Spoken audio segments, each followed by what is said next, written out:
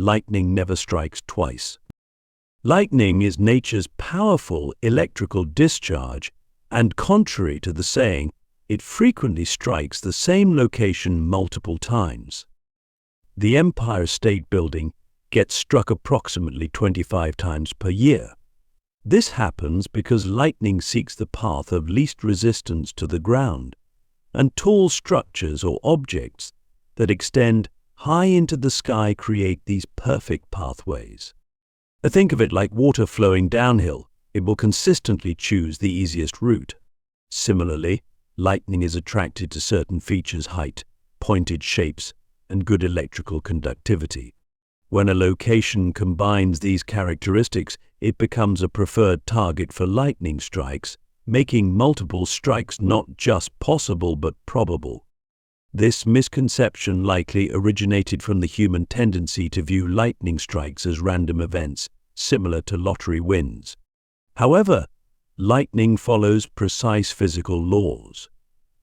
Understanding this helps us better protect buildings and design lightning protection systems that deliberately create safe paths for these powerful electrical discharges. Great Wall of China from space. The popular belief that the Great Wall of China is visible from space with the naked eye is a perfect example of how myths can become accepted as facts through repetition. In reality, the wall is barely visible even from low Earth orbit and completely impossible to see from the Moon. From the International Space Station, about 250 miles up, the wall is difficult to spot without magnification. Why? Despite its impressive 13,171-mile length, the wall is relatively narrow, only about 5 to 6 meters wide on average. Moreover, its color blends with the surrounding landscape, making it virtually indistinguishable from natural features. This misconception gained traction during the space race era, perhaps as a way to emphasize the wall's magnificence. Interestingly, many other human-made structures like airports, large roads and reservoirs are much more visible from space than the Great Wall. Click subscribe to this channel to get more topics you love. 10% brain usage. The notion that humans only use 10% of their brains is perhaps one of the most persistent and fascinating misconceptions in neuroscience. Modern brain imaging technology has definitively shown that we use nearly all of our brain, just not all at once, similar to how a car uses all its parts, but not simultaneously. Different activities engage different areas of the brain, and even during sleep, significant brain activity continues. Each region has specific functions. The frontal lobe handles reasoning, the temporal lobe processes sound, and the occipital lobe manages vision, and so on. The brain is also remarkably efficient, consuming about 20% of the body's energy, despite being only 2% of its weight. The myth likely originated from scientists in the 1930s who were trying to express the idea that human potential is not fully realized. While it's true we can improve our cognitive abilities through learning and practice, this doesn't mean we're only using a small fraction of our physical brain matter. Sugar and hyperactivity. The belief that sugar causes hyperactivity in children is a classic case of correlation being mistaken for causation. Multiple double-blind studies have shown no significant relationship between sugar consumption and hyperactive behavior in children, even in those who are considered sugar sensitive. The perception of sugar-induced hyperactivity often occurs in exciting situations like parties or holidays, where sugar consumption coincides with natural excitement. Parents and caregivers, primed to expect hyperactive behavior, may unconsciously pay more attention to active behavior after sugar consumption, creating a confirmation bias. What's actually happening is more complex. blood sugar levels do affect mood and energy, but not in the way commonly believed. The crash that follows high sugar intake can actually lead to irritability and decreased activity rather than hyperactivity. Cracking knuckles. The satisfying pop of cracking knuckles has long been accompanied by warnings of future arthritis.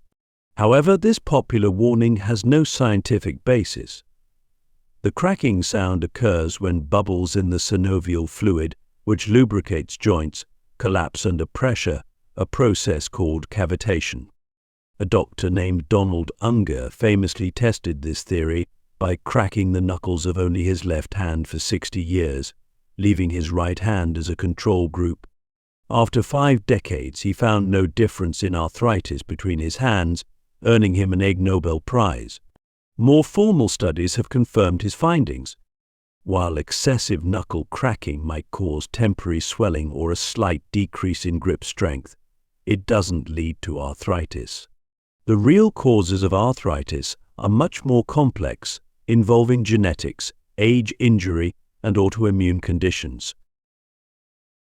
Bulls and red color. The image of an enraged bull charging at a matador's red cape is deeply embedded in popular culture, but bulls, like most cattle, are actually colorblind to red. What really triggers their aggressive response is the movement of the cape, called a mulator, and the threatening situation they're placed in. Bulls have dichromatic vision, meaning they can mainly see yellows and blues but not red. The cape's movement serves as a method of controlling and directing the bull's charge, while its color is purely for the audience's theatrical experience. Traditionally, the cape was initially yellow, and red was adopted later for its dramatic effect and ability to mask the bull's blood. This misconception perfectly illustrates how cultural traditions can perpetuate scientific misunderstandings, while the reality involves complex animal behavior and visual perception systems. 24-hour missing persons rule. The myth that you must wait 24 hours before reporting a missing person is not just false, it's potentially dangerous. This misconception, popularized by television and movies, has tragically delayed searches when time is most critical. There is no mandatory waiting period in most countries. The first 24 to 48 hours are the most crucial in missing persons cases. Studies show that in child abduction cases, the majority of victims are killed within the first few hours. Law enforcement emphasizes the importance of immediate reporting, as evidence and leads are freshest after a disappearance. This myth likely originated from a time when communications were limited, but modern technology has made immediate reporting even more valuable. Hair and nails growth after death.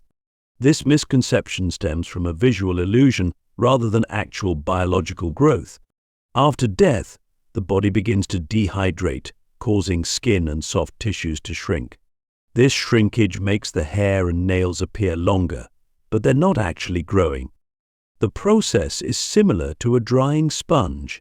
As it loses moisture, it contracts. Growth requires active cell division and a supply of nutrients, which cease after death.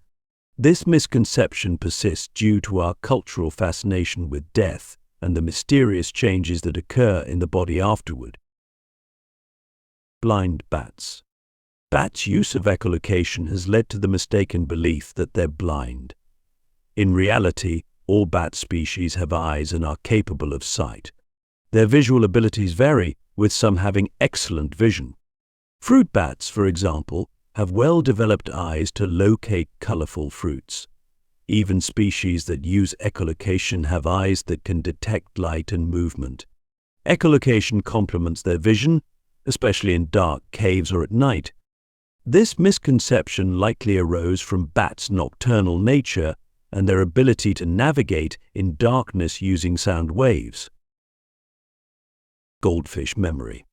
The 3-second memory myth about goldfish is false. They are capable of learning and remembering for months.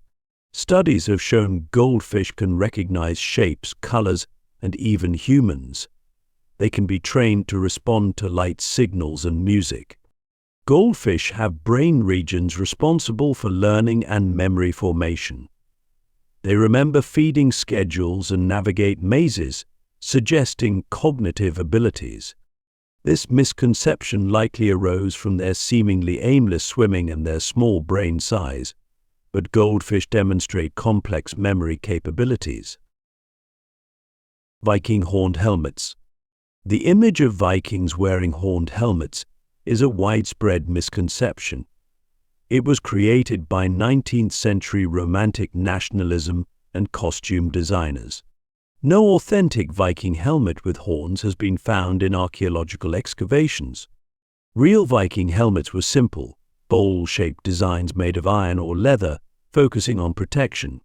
Horns would have been impractical in battle.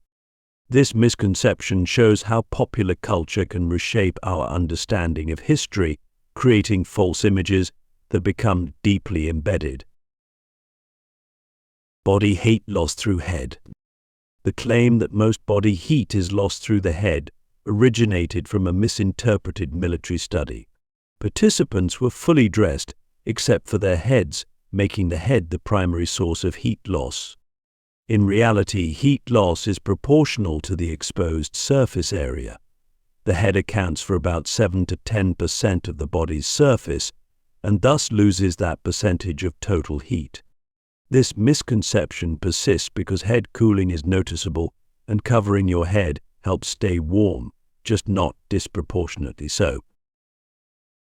Birds abandoning touched babies. The belief that mother birds will abandon their babies if touched by humans is a well-meaning myth that has harmed many young birds needing help. Birds have a relatively poor sense of smell and cannot detect human scent in any meaningful way. Parent birds invest tremendous energy in raising their offspring and won't abandon their babies due to human touch. The real reason baby birds are abandoned is usually related to injury, illness, or if the nest has been moved or damaged. This misconception likely arose to prevent people, especially children, from disturbing nesting birds. A gentle return of a fallen nestling won't result in abandonment. Tongue taste map. The familiar tongue map showing distinct regions for sweet, sour, salty, and bitter tastes is a misinterpretation of research. This misconception began with a 1901 German paper by D.P. Hannig, later misinterpreted in a popular but incorrect diagram. In reality, all taste sensations can be detected across most of the tongue's surface. Each taste bud contains receptors that can detect all basic tastes. Modern understanding includes not just the 4 traditional tastes, but also umami and possibly others like curcumi and oleogustus. This misconception persisted in textbooks for decades, showing how scientific misinterpretations can become deeply embedded. Coffee and growth. The belief that coffee stunts growth likely originated from early 20th century advertising campaigns against coffee consumption in children, later reinforced by concerns about caffeine and calcium absorption. However, no scientific evidence supports the claim that coffee impacts height or growth patterns. Height is determined primarily by genetics and overall nutrition. The minimal calcium absorption interference caused by caffeine can be offset by a small amount of milk. Modern research suggests coffee may have several health benefits when consumed in moderation. This myth reflects broader cultural anxieties about children's consumption of adult beverages and serves as a reminder of how health advice can sometimes be based more on cultural beliefs than scientific evidence. Daddy longlegs, most venomous spider. The claim that daddy longlegs, harvestmen or cellar spiders, are the world's most venomous spiders, but their fangs are too weak to pierce human skin, is doubly incorrect. Many daddy longlegs aren't even spiders. They're a different type of arachnid called harvestmen, and they don't have venom glands at all. The species that are true spiders, cellar spiders, do have venom, but it's relatively mild. Their fangs can pierce human skin, but they choose not to. This myth likely originated from confusion between species and human tendencies to associate spindly-legged creatures with danger. Swallowed gum stays in your stomach. The warning that swallowed gum stays in your digestive system for 7 years is a classic parental caution with no scientific basis. While your body can't digest gum's gum base, it doesn't stay trapped in your system. Gum moves through your digestive system and exits the body within a few days. While frequent gum swallowing isn't recommended, occasional accidental swallowing is harmless. This misconception likely persists because it serves as a deterrent to prevent children from swallowing gum. Vaccines cause autism. One of the most damaging misconceptions is the alleged link between vaccines and autism. This false claim originated from a discredited 1998 study, which was later revealed as fraudulent, and the author lost his medical license. Numerous large-scale studies have found no link between vaccines and autism. Autism's rise in diagnosis rates correlates with broader diagnostic criteria and increased awareness. This misconception has caused significant public health damage, leading to decreased vaccination rates and the resurgence of preventable diseases. Sitting close to TV damages eyesight. The warning that sitting too close to the television will damage your eyes is another common parental caution that lacks scientific support. While sitting close to the TV or staring at any screen for long periods can cause temporary eye strain, now known as computer vision syndrome, it doesn't cause permanent damage. Modern screens emit very little radiation, unlike some early TV sets that prompted this concern. Children often sit close to the TV because they can focus better at close distances. If a child persistently sits very close, it might indicate they need vision correction, but the TV itself isn't causing the vision problem. This misconception originated in the 1960s when early color TVs emitted higher levels of radiation, leading to a recall and rapid industry changes. Despite these issues being resolved, the warning persists, showing how outdated health concerns can become embedded in cultural wisdom.